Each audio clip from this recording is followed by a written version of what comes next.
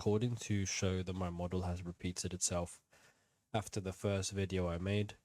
The first video that I made covered just the price action that happened here, which was bullishness and then bearishness between London and New York. And then I also covered in that video how the model appeared during CPI, and it actually perfectly worked. But anyways, ever since then, I've seen the model take place within the next 2 days actually. So the first time I recorded a video on the model was on the 9th of April. I obviously posted it later. And now the second time that I'm going to talk about it will be on the 11th. So on the 11th, as we can tell, a candle, which is the 11th of April, 9 a.m. candle. This is typically New York, which based on my data, New York 9 a.m. or London 5 a.m. sometimes 1 a.m.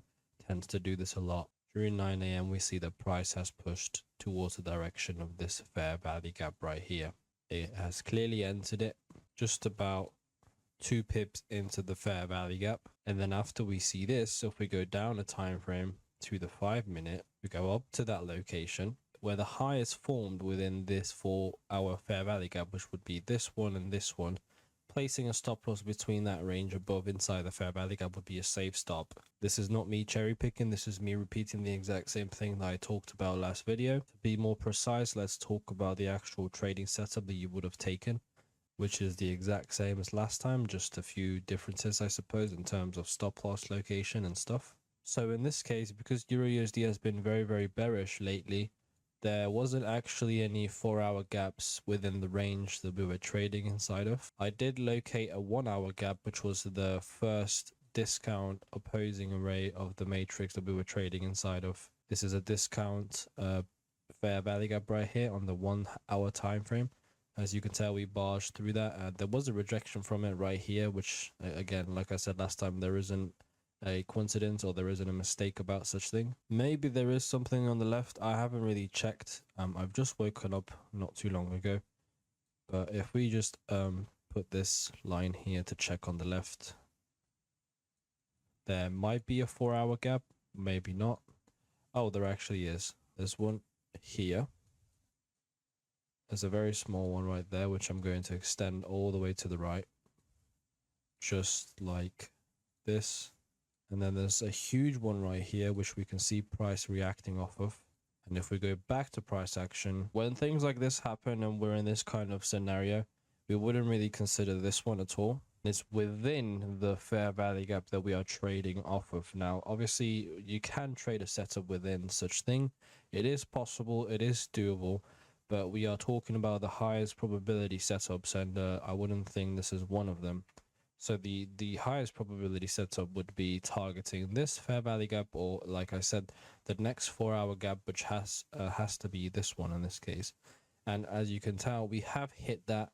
Price is currently wicking away from it, and it's not a coincidence that we're seeing this. I just located the gap on the left, just this one here.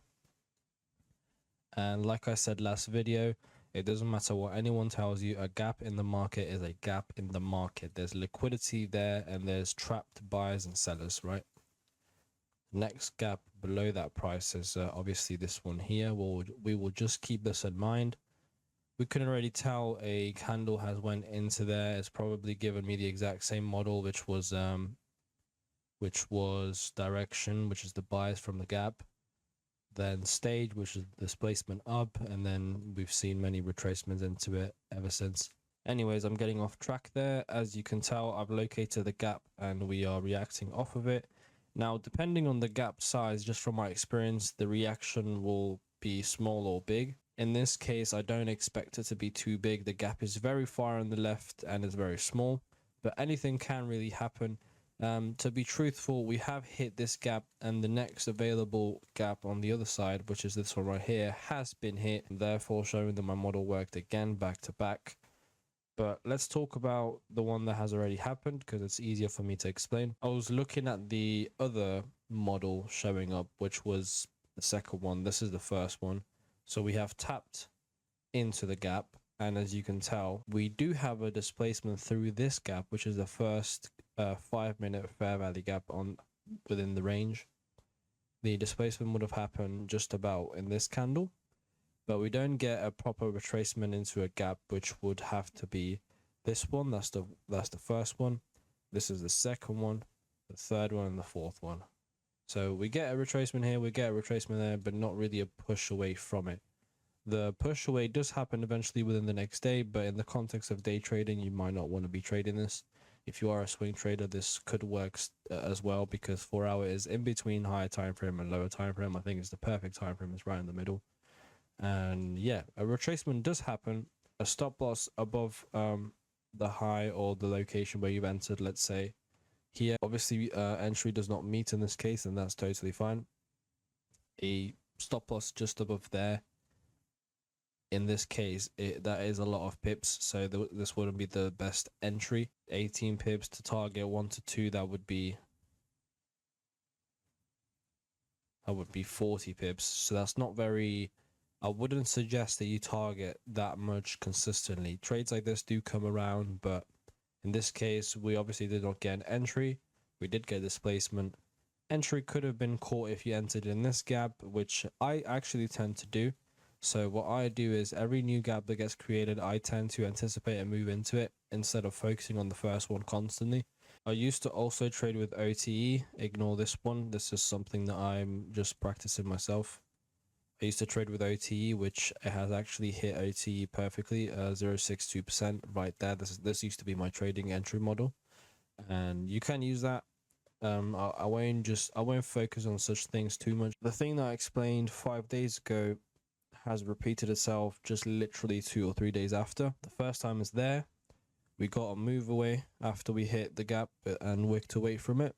We did not get a retracement or entry, or it depends on your perspective really. Like I said, you could have entered within this gap here. There would not be an entry offered within this gap there, and then price just kind of tumbled all the way down. Whenever you see a move down or a move up, just expect consolidation right after that move, because that's where liquidations happen, that's where new orders come in, that's where limits get hit, that's where stops get hit. So you need to consider that the market is getting exhausted essentially, and this would be the exhaustion point right here after a move like that. Anyways, I'm giving too much information when I just wanted to talk about how my model reappeared. So once again, on the 4 hour, we have highlighted the gap. You can highlight any gap, just so you understand, just so the people watching understand how I do not cherry pick this. The way that you would highlight these gaps, it would just be one by one. So this one, and then obviously we've got another one within the range. There's 3 there, and then once we enter the range of this gap, we expect what we expect. Once we enter the range of this gap, we expect the same thing, and then the same with this one. Whichever we get the movement from, obviously the deeper the better, because that's a bit better retracement. You also do want to check the higher time frame if it does goes deep into a fair value gap, because that could mean something else. Whichever we do get a move away from, that's where we anticipate the model to appear, and that's where we anticipate a trade entry. The move this time happens on the 15th of April at 5 AM, which is London. And like I said, this happens during London, it happens during New York, it has happened even during PM, which is around 8 or 10 PM New York time. It has happened during that time too. Once we hit the gap, we can move down to the 5-minute time frame. This was what I was originally talking about at the beginning of the video. I meant to talk about the first occurrence of the model and then this one. So moving on to this one, as we can tell, the gap has been hit during Tokyo, London, and New York. It would be a challenge to gauge where the top or the high of this tap of fair value gap would be. That's why I've got the confirmation ready, so you can gauge properly where the move away from the gap will happen. So we have bullish fair value gaps left and right. That would be here. There's one. There's barely one there in some sort of way. There's also a tiny one there. There's one here, but the main ones would obviously be the clean ones. So this one is a clean fair value gap, and also this one is a clean fair value gap. Maximum trades per day is 2. Within the first attempt of a trade, if you really wanted to take it during London, would be this one. As you can tell, we do see a displacement below that gap, which is this body closing below it. And then after that, we do see a retracement within the range where there isn't really a fair value gap. The entry would potentially be this one. But either way, the price action here is not as clean as it should be for the 5-minute. Moving on forward to London lunch, which is very typical to create a swing high. We have this fair value gap, a bullish fair value gap on the opposite side of the direction that we're anticipating. We see a clean displacement and disrespect down. Then we see a retracement into the first fair value gap. The first fair value gap would actually be right here. That's my fault. And like I showed you last video, a fair value gap is a fair value gap. So if you highlight this, look at that perfect retracement into it. After displacing through this gap, retracement into it, displacement down. And as you can tell, this is the first 1 hour gap on the opposite side of the range, which would typically be the target. On the previous video, I showed you that we target the first 4 hour gap on the other side of the range. But obviously that also means that you will be hitting 1 hour gaps, 15-minute gaps, 5-minute gaps. That's what the fractionality of the market generally means. So we do hit that target. And something I failed to explain in the first video was that even though you target that far down, which this would be a lot of pips in my opinion, let me just find out really quick.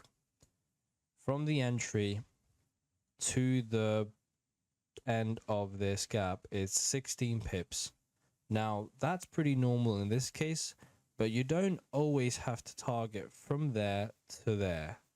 So depending on your stop loss, which in this case the entry is there and just above this high, it would be safe in my opinion. You can also place it at the high depending on what you've back tested. You want to back test this yourself, not based on my experience, because I've got different experiences from yours. Let's say that we put it at 7.5 pips, just above the high. If it hits, I do not want to be in that trade anymore. Once price has entered that entry, the stop loss is there. As long as you want to target a 1 to 2, that's all you really need. So you don't have to enter the gap there. You don't have to put your take profit at the entry of a 4 hour gap. I said in the video that you should target at least that. And by that, I meant that that's the safest location when it comes to targeting the 4 hour gap. When I said target the very start of it, that's if you are willing to. That's if you're willing to take the risk, because every single trade comes with a risk, and that's the risk that comes with it. But yeah, as you can tell, price has entered the exact same entry of which I described in the first video after hitting the exact same array which I used to get my bias from, and after getting the exact same confirmation, which is this one right here. The gap is very small, but it exists, and that's all that matters. That's all that matters. Price actually comes back to that point, which, like I said, there are no coincidences. Everything happens for a reason. And then price melts down again, hits that 1 hour gap for the second time, which means that the model actually showed itself twice. So yeah, 4 hour gap, 5-minute displacement, 5-minute entry. Take profit is very clean and clear to at least us, the people that I'm describing it to. And then we see a second entry, which you could have taken. Same stop loss, doesn't even get challenged. Take profit gets hit. And this is not cherry picked, because this is the exact same thing that I promised you on the first video, that it repeats all the time. And I asked people to backtest it. I asked people to find it themselves, because I don't want you to believe me. I want you to believe your own eyes. That's where the video started, right here. This was where London was. That's where I continued off by describing New York. That was CPI. This is the second time it happened after that, and this is the third time it's happened after that. And just like I promised in the video, it repeats just about every single day. The times that it doesn't is because there's another gap on a different time frame, which is consolidating us. In this case, there isn't really a clean one. There's a monthly one that we are purging through at the moment. We might be disrespecting, hence why EURUSD might seem bearish. There's also a DOL right there. But that's all I wanted to make a video on. I couldn't just ignore it. I've seen it happen, and I didn't trade it, because I'm back testing, I'm collecting data on this. But the model appeared, the model showed itself, and everything I described in the first video is in this video.